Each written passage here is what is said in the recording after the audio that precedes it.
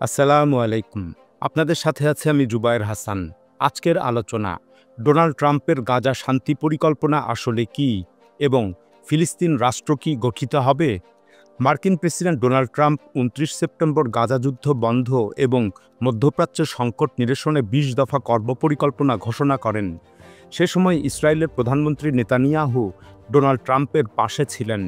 Donald ট্রাম্পের ওই ২০ দফা গাজা পরিকল্পনার সার কথা হলো, প্রথমত, গাজা একটি টেকনোক্র্যাট কমিটির দ্বারা অস্থায়ীভাবে শাসিত হবে। এই কমিটিতে ফিলিস্তিন ও আন্তর্জাতিক বিশেষজ্ঞ থাকবে, আর এই কমিটির উপর তদারকি করবে একটি নতুন আন্তর্জাতিক সংস্থা যার নাম বোর্ড অফ পিস। এই বোর্ড অফ পিসের প্রধান হবেন মার্কিন প্রেসিডেন্ট ডোনাল্ড ট্রাম্প নিজেই, আর তার সহযোগী হবেন সাবেক ব্রিটিশ প্রধানমন্ত্রী টনি ব্লেয়ার। উল্লেখ্য যে টনি ব্লেয়ার মিথ্যা গোয়েন্দা তথ্যের অজুহাতে ২০০৩ সালে ইরাক আক্রমণ করেছিলেন। এ কারণে অনেকে টনি ব্লেয়ারকে যুদ্ধ অপরাধী বলে থাকেন। যাই হোক, ওই বোর্ড অফ পিসের অন্যান্য সদস্যদের নাম পরে ঘোষণা করা হবে। এই বোর্ড অফ পিস গাজার পুনর্গঠনের তহবিল পরিচালনা করবে এবং ফিলিস্তিন শাসনের রাজনৈতিক সংস্কার সম্পন্ন না হওয়া পর্যন্ত তারা গাজার শাসন কাজ চালিয়ে যাবে। অতঃপর গাজার পুনর্গঠন এগিয়ে গেলে এবং ফিলিস্তিনি কর্তৃপক্ষ সংস্কার সম্পূর্ণ করলে তখন ফিলিস্তিনিদের আত্মনিয়ন্ত্রণ ও রাষ্ট্র প্রতিষ্ঠার শর্ত তৈরি হতে পারবে। সুতরাং এভাবে ডোনাল্ড ট্রাম্পের নেতৃত্বাধীন বোর্ড অফ পিস অনির্দিষ্টকালের জন্য গাজা শাসন করতে থাকবে। দ্বিতীয়ত, হামাস ও অন্যান্য সশস্ত্র সংগঠন গাজার শাসনে কোনো ভূমিকা রাখতে পারবে না, সরাসরি কিংবা পরোক্ষভাবে অথবা কোনোভাবেই নয়। গাজার সব সামরিক ও সন্ত্রাসী অবকাঠামো ধ্বংস করতে হবে, অস্ত্র কারখানা ও টানেল ধ্বংস করতে হবে। একটি আন্তর্জাতিকভাবে তদারকি প্রক্রিয়ায় নিরস্ত্রীকরণ হবে, তাদের অস্ত্র ধ্বংস করা হবে অথবা আন্তর্জাতিক কোনো প্রতিষ্ঠান সেসব কিনে নেবে। স্বাধীন পর্যবেক্ষকরা এটি যাচাই করবেন। সর্বোপরি গাজাকে সন্ত্রাসমুক্ত এলাকা হিসাবে গড়ে তোলা হবে। হামাস সদস্যরা আত্মসমর্পণ করবে, অস্ত্র জমা দেবে, এর বিনিময়ে তাদের সাধারণ ক্ষমা ঘোষণা করা হবে। হামাস সদস্যদের মধ্যে যারা গাজা ছেড়ে অন্য দেশে যেতে চাইবে তাদেরকে নিরাপদে অন্য দেশে পাঠানো হবে, আর যারা শান্তিপূর্ণ সহ অবস্থান করতে চাইবে তারা গাজায় থাকতে পারবে। সেই সাথে আঞ্চলিক অংশীদাররা গ্যারান্টি দেবে যে হামাস এবং অন্য সশস্ত্র গোষ্ঠীগুলো তাদের প্রতিশ্রুতি রক্ষা করবে এবং নতুন গাজা ইসরায়েলের জন্য আর হুমকি হবে না। তৃতীয়ত, মার্কিন যুক্তরাষ্ট্র গাজা পরিকল্পনা বাস্তবায়নের জন্য একটি আন্তর্জাতিক বাহিনী বা আইএসএফ গঠন করবে। আরব দেশগুলো এবং আন্তর্জাতিক অংশীদারদের সাথে নিয়ে এই বাহিনী গঠিত হবে। বাহিনীটি গাজায় ফিলিস্তিনি পুলিশকে প্রশিক্ষণ দেবে। এ বিষয়ে জর্ডান ও মিশরের সঙ্গে পরামর্শ করা হবে। আন্তর্জাতিক বাহিনী ইসরায়েল মিশর সীমান্তের নিরাপত্তা দেবে এবং গাজায় পণ্য প্রবাহ নিশ্চিত করবে। এখানে লক্ষণীয় বিষয় হলো, এই বাহিনীকে অস্থায়ী বলা হলেও এটি কতদিন পর্যন্ত গাজায় অবস্থান করবে তা সুনির্দিষ্ট করে বলা হয়নি। চতুর্থত, ট্রাম্পের শান্তি পরিকল্পনায় ইসরায়েল কর্তৃক গাজা দখল বা ইসরায়েলি ভূখণ্ডের সাথে গাজাকে একীভূত না করার প্রতিশ্রুতি দেওয়া হয়েছে। বলা হয়েছে, গাজায় মোতায়েনকৃত আন্তর্জাতিক বাহিনী বা আইএসএফ সেখানে স্থিতিশীলতা প্রতিষ্ঠা করলে ইসরায়েলি বাহিনী ধাপে ধাপে গাজা থেকে প্রত্যাহার করা হবে। এভাবে শেষ পর্যন্ত ইসরায়েলি বাহিনী গাজা থেকে পুরোপুরি সরে যাওয়ার পর তখন ইসরায়েল ও গাজা ভূখণ্ডের মাঝে শুধু একটি সীমান্ত নিরাপত্তা বেষ্টনী থাকবে। এখানে লক্ষণীয় বিষয় হলো, কবে কখন ইসরায়েলি বাহিনী গাজা থেকে সরে যাবে তার সুনির্দিষ্ট কোনো টাইমলাইন বা সীমারেখা নেই। এছাড়া হামাস এখনও নিরস্ত্র হয়নি এই অজুহাত তুলে ইসরায়েলি বাহিনী যদি গাজা থেকে সরে না যায় তাহলে কি ব্যবস্থা নেওয়া হবে সেটারও কোনো উল্লেখ নেই।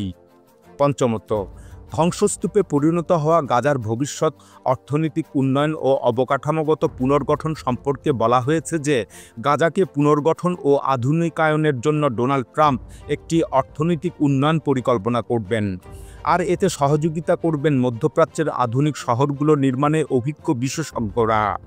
আন্তর্জাতিক অনেক প্রস্তাব বিবেচনা করা হবে যা বিনিয়োগ, কর্মসংস্থান ও সুযোগ তৈরি করবে, আর গাজাকে একটি বিশেষ অর্থনৈতিক অঞ্চল হিসাবে গড়ে তোলা হবে। এর জন্য বিশেষ শুল্ক সুবিধা ও পণ্য প্রবেশের ব্যবস্থা থাকবে। এখানে লক্ষণীয় বিষয় হলো গাজা পুনর্গঠনের জন্য বিপুল পরিমাণের অর্থ সাহায্য কোথা থেকে আসবে এবং কোন কোন দেশ এতে অংশ নেবে সে বিষয়ে কোনো রোডম্যাপ নেই।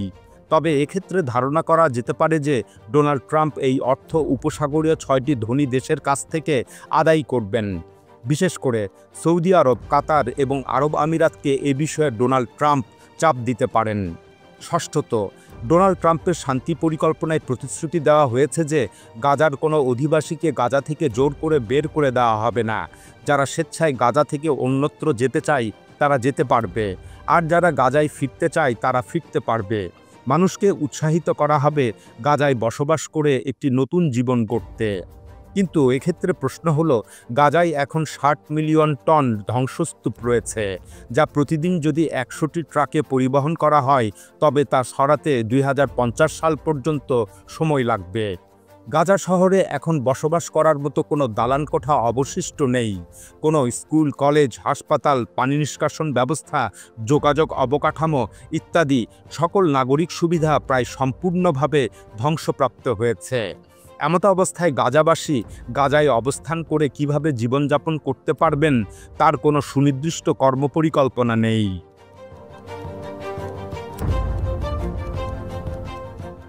বস্তুত ডোনাল্ড ট্রাম্পের 20 দফা গাজা পরিকল্পনায় অনেক ঘাটতি রয়েছে। প্রথমত, এটি বাস্তবায়নের সুনির্দিষ্ট কর্মপরিকল্পনা অনুপস্থিত, আর এটি জাতিসংঘের মাধ্যমে অনুমোদনও করা হয়নি। অতীতে মার্কিন প্রেসিডেন্ট বারাক ওবামা ও জো বাইডেন ছাড়া 1970-এর দশকে জিমি কার্টার থেকে শুরু করে এ পর্যন্ত সকল মার্কিন প্রেসিডেন্ট ফিলিস্তিন ইসরায়েল সংঘাত নিরসনে কোনো না কোনো কর্মপরিকল্পনা ঘোষণা করেছিলেন, কিন্তু সেগুলো সবই নিষ্ফল হয়েছে। 1993 সালে মার্কিন প্রচেষ্টায় ইসরায়েল ও ফিলিস্তিনের মধ্যে অসলো চুক্তি স্বাক্ষরিত হয় এবং পরবর্তীতে তা জাতিসংঘের সমর্থন লাভ করে, কিন্তু তারপরও সেই অসলো চুক্তি বাস্তবায়িত হতে পারেনি। সে সময় পিএলও নেতা ইয়াসির আরাফাত ফিলিস্তিনিদের মূল পক্ষ হিসাবে ইসরায়েলের সাথে চুক্তি স্বাক্ষর করেছিলেন, আর এখন ডোনাল্ড ট্রাম্প যে 20 দফা কর্মপরিকল্পনা ঘোষণা করেছেন তাতে ফিলিস্তিনের কোনো পক্ষই উপস্থিত ছিল না। উপরন্তু এই 20 দফা কর্মপরিকল্পনায় জাতিসংঘের অতীত কোনো রেজুলেশনের রেফারেন্স দেওয়া হয়নি, অথচ পূর্বের মার্কিন প্রেসিডেন্টরা যখন ইসরায়েল ফিলিস্তিন সংঘাত নিরসনের চেষ্টা করেছিলেন তখন জাতিসংঘের কোনো না কোনো রেজুলেশনের রেফারেন্সকে ভিত্তি ধরে শান্তি চুক্তিকে এগিয়ে নেওয়ার চেষ্টা করা হয়েছিল। এখানে ডোনাল্ড ট্রাম্প জাতিসংঘকে পাশ কাটিয়ে শুধুমাত্র 23 সেপ্টেম্বর 8টি আরব দেশের সরকার প্রধানদের সাথে বৈঠক করেছিলেন। অতঃপর তিনি 29 সেপ্টেম্বর ইসরায়েলের প্রধানমন্ত্রী নেতানিয়াহুর সাথে বৈঠক করেন। সুতরাং ডোনাল্ড ট্রাম্পের এই গাজা শান্তি পরিকল্পনা একটি দুর্বল ভিত্তির উপর দাঁড়িয়ে আছে এবং তা যথেষ্ট ভঙ্গুর। এছাড়া তার এই গাজা পরিকল্পনাকে শান্তি প্রস্তাবের পরিবর্তে চরমপত্র হিসাবেই দেখা যেতে পারে, কেননা তিনি 72 ঘন্টার মধ্যে এ প্রস্তাব মেনে না নিলে হামাস ও গাজাকে গুঁড়িয়ে দেওয়ার হুমকি দিয়েছিলেন। ডোনাল্ড ট্রাম্পের শান্তি পরিকল্পনার বিশেষ আশ্চর্যের দিক হলো গাজার পরবর্তী শাসনভার হামাস তো পাবেই না, সেই সাথে মাহমুদ আব্বাসের নেতৃত্বাধীন ফিলিস্তিনি কর্তৃপক্ষকেও বাদ রাখা হয়েছে। বলা হচ্ছে, উপযুক্ত সংস্কার না হলে ফিলিস্তিন কর্তৃপক্ষের হাতে গাজার শাসনভার তুলে দেওয়া হবে না। এখানে আসলে ডোনাল্ড ট্রাম্প চাইছেন তার পছন্দের একটি অনুগত গোষ্ঠী গাজা শাসন করবে, অর্থাৎ গাজা শাসিত হবে অভ্যন্তরীণ অনুগত এবং বহিরাগত বিদেশি শাসক গোষ্ঠীর দ্বারা, যারা মূলত মার্কিন স্বার্থকে রক্ষা করে চলবে। এভাবে গাজা হয়ে পড়বে যুক্তরাষ্ট্রের একটি নতুন কলোনি। ডোনাল্ড ট্রাম্পের 20 দফা পরিকল্পনার সবচেয়ে বড় ঘাটতি হলো এতে ফিলিস্তিন রাষ্ট্র গঠনের কোনো কর্মপরিকল্পনা ঘোষণা করা হয়নি এবং এর কোনো সদিচ্ছাও দেখানো হয়নি। তাই ডোনাল্ড ট্রাম্পের এই 20 দফা পরিকল্পনা ফিলিস্তিনিদের জন্য হয়েছে এক স্বাধীনতার ফাঁকি। এর মাধ্যমে গাজাকে আলাদা ভূখণ্ড হিসাবে বিচ্ছিন্নভাবে দেখানো হয়েছে। 1967 সালের জাতিসংঘের নিরাপত্তা পরিষদের প্রস্তাব অনুযায়ী পূর্ব জেরুজালেম এলাকা, পশ্চিম তীর ও গাজা নিয়ে যে কাঙ্ক্ষিত ফিলিস্তিন রাষ্ট্র গঠিত হওয়ার কথা তার কিছুই উল্লেখ নেই ডোনাল্ড ট্রাম্পের শান্তি পরিকল্পনায়। কিন্তু তারপরও ডোনাল্ড ট্রাম্পের শান্তি পরিকল্পনা তথা ওই চরমপত্রে হামাস আংশিকভাবে রাজি হয়েছে।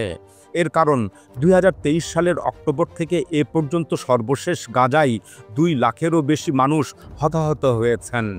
তাই এখন স্বাধীন ভূখণ্ডের চেয়ে মানুষের জীবন রক্ষা বেশি জরুরি হয়ে পড়েছে।